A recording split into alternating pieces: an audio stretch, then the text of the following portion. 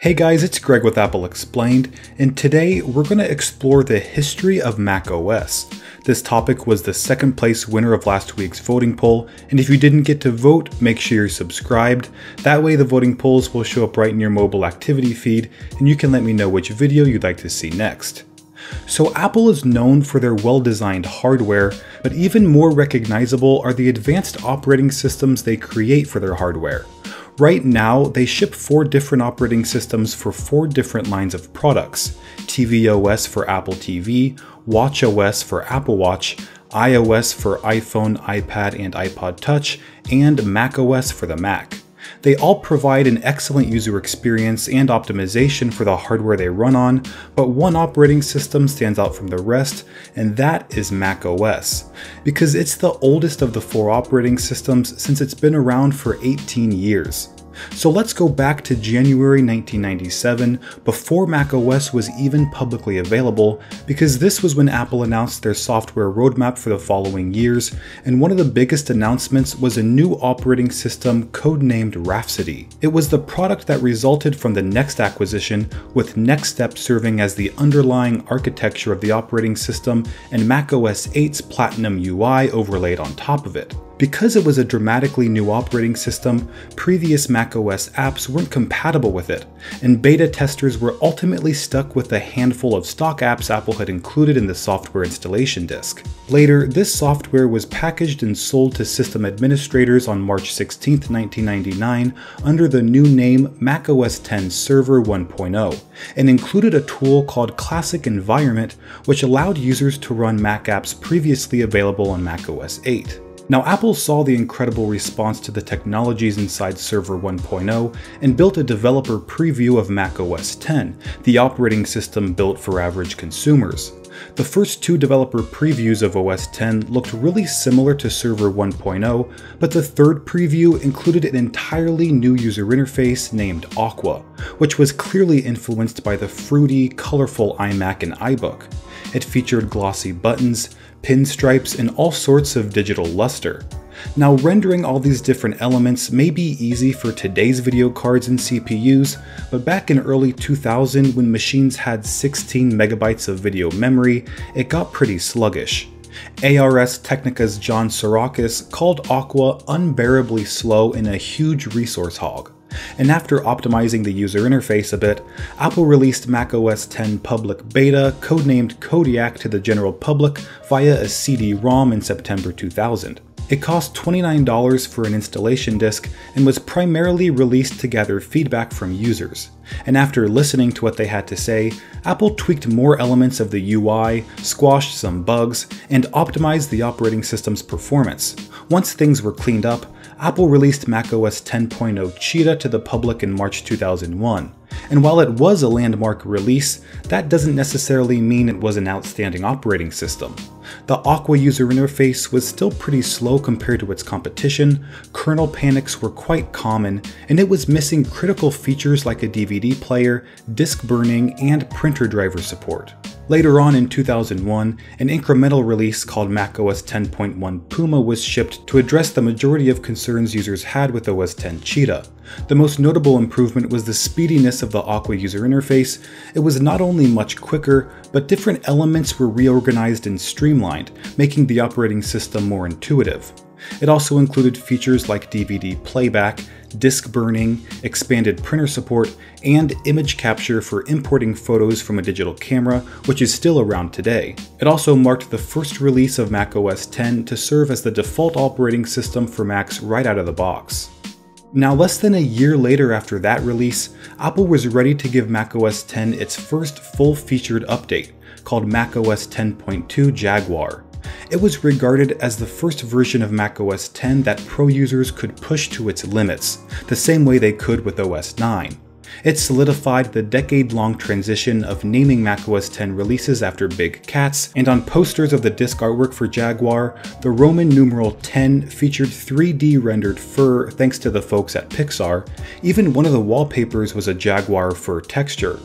Along with many performance optimizations, Jaguar also included over 150 new user features, including MP4 support in QuickTime, junk mail flagging in the Mail app, and better compatibility with Windows. Although there was something that Jaguar did not have, and that was the Happy Mac startup icon. Now, a little over a year after Jaguar, the next update to macOS 10 arrived, this time called Panther. It was the most substantial release to date, boasting hundreds of new features, including a redesigned Finder with a sidebar for recently accessed drives and folders, along with a much faster search field and brushed metal accents, Expose for a one-click bird's-eye view of all active windows, and iChat AV, a video conferencing app for the mass market. Now, Panther also came with a bunch of updated or brand new applications, like a font book for installing and browsing installed typefaces, Xcode for app development, and for the first time, Apple's own web browser called Safari. Previously, they were using a port of Microsoft's Internet Explorer, and once Safari was released, it paved the way for other browsers to use its incredible open-source WebKit framework, including Google Chrome in 2008. Now, Panther cost $130 for a single-use upgrade, which may seem pretty steep considering new releases of macOS today are free, but $130 was pretty reasonable compared to the price of other operating systems like Windows. Now, the next release, OS 10.4 Tiger, was critical for multiple reasons. Aside from the over 200 new features, it was the first OS 10 release to break the annual release cycle, since Tiger came out 2 years after Panther. And Tiger dropped support for quite a few machines by requiring a FireWire port for installation. It was also the release that powered the first Apple TV and served as the framework for the first iPhone's operating system in 2007. Finally, it was the first public release to support two types of processors, the legacy PowerPC architecture and the new Intel architecture that was used in newer Macs. Now, Tiger introduced some really useful features including Spotlight Search, dashboard widgets, RSS support in Safari, an unabridged virtual dictionary, and the classic photo booth application, and Aqua was improved even further, with the pinstripes being replaced by more subtle glass and brushed stainless steel elements. Tiger was the longest running version of macOS 10, with 11 supplemental updates released over 3 years, beginning in 2005 and ending in 2007 when OS 10.5 Leopard was released. Speaking of which, Leopard had a bit of an unconventional release, since it was delayed twice, likely because of the iPhone taking away resources from Mac projects. But at Apple's 2006 WWDC, they previewed a few features of Leopard which would be released a year later. A few of those features were Time Machine, an easy backup solution, a much improved mail app with notes support and stationery, iChat AV with photo booth filters, Spaces, which organized your windows into different desktops, and support for 64-bit applications. Now, Leopard was finally released in October 2007 and included even more new features that weren't mentioned at the 2006 WWDC, like a redesigned desktop and dock with more 3D elements and file stacks, Boot Camp for easy switching between macOS and Windows, and Quick Look, which allowed users to press the spacebar to preview a selected item in Finder. Now, macOS 10 Snow Leopard was the next update, and it's regarded by many to this day as the single best macOS 10 release ever. While the majority of the appeal of Snow Leopard were under the hood improvements like a more responsive Finder rewritten in Cocoa and sandboxed apps for heightened security, there were a number of visible improvements like over 7 GB of recovered disk space when you upgrade from Leopard, the redesigned QuickTime 10, and the Mac App Store. And I should also mention that Snow Leopard was the final version of macOS 10 to be solely released on physical disks, because from OS X Lion and onwards, the system could only be updated via the Mac App Store, with the small exception of Lion being available on USB drives for a short time. Now, macOS 10.7 Lion was released 8 months after, and I think this was one of the coolest updates in the modern history of OS X. And a big reason why was that elements from iOS were finally being included in macOS. Things like FaceTime was finally bundled in with Lion, Mail and Address Book were really reminiscent of the iPad's interface, most system apps gained autosave, full screen, and auto-resume, There was system-wide implementation of autocorrect and emoji pickers, and multi-touch gestures were implemented across the entire operating system. And while some people consider this transformation to be dumbing down macOS, I'd argue that the features added to Lion increased productivity by a very large margin. Also, these new features propelled the Mac even further ahead of its Windows counterpart. There was also the introduction of Airdrop for easy file sharing without the use of Wi-Fi, and Mission Control, which consolidated Spaces, Dashboard, and Expose. Now, OS 10.8 Mountain Lion further integrated iOS in with the Mac in July 2012 by introducing Notification Center, iMessage as a replacement for iChat, Game Center, Reminders, and Notes. Apps like Address Book and iCal were renamed to Contacts and Calendar to better match their iOS counterparts. And macOS 10.9 Mavericks was released a year later, making it the second annual release in years. Apple joked on stage at WWDC 2013 that they'd run out of big cat names for new versions of macOS 10, so they decided to use names of California landmarks instead, the first being Mavericks. Now, this upgrade was an incremental release featuring improved performance and improved battery life of MacBooks, and it achieved this by using a new memory management technology called compressed memory, which, according to Apple, shrinks inactive data to keep your Mac fast and responsive. Many other features were included, like iCloud Keychain to generate, store, and sync passwords and credit card numbers, tabbed windows and file tagging in Finder, the ability to take action on notifications directly inside the banner, and ported versions of iBooks and Maps. It was also the first version of macOS in history to be released for free via the Mac App Store. A year later, at WWDC 2014, macOS 10.10 Yosemite was introduced and released to developers. Although it featured a flatter user interface that was more in line with the now iconic design of iOS 7, it was pretty light on features.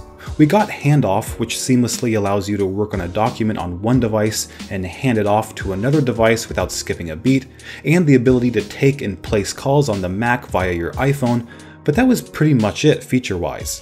In 2015, OS 10.11 El Capitan iterated upon the already minor Yosemite update, adding the Metal API to make graphically intense apps run smoother, a system-wide transition from the Helvetica typeface to San Francisco, and public transport in the Maps app. But the big update wouldn't arrive until 2016 with the release of macOS 10.12 Sierra.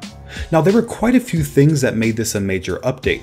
First, the name macOS 10 was simplified to macOS, adopting the same naming scheme as their other operating systems like iOS and tvOS. Also, there were a lot of useful productivity features like Auto Unlock, which uses your Apple Watch to detect when you're in close proximity and unlocks your Mac automatically. Universal Clipboard used Wi-Fi and Bluetooth to share clipboard content between all devices using your Apple ID. We also got Picture-in-Picture for videos, Night Shift, Siri support, and the Apple file system, which allows solid-state and flash-based Macs to use more complex file system features like Snapshot for file recovery and system encryption. Now, the following update in 2017 was called High Sierra and introduced new features like HVEC video support, Metal 2, eGPU support for some Macs with Thunderbolt 3 ports, although High Sierra was completely devoid of any visible end-user features.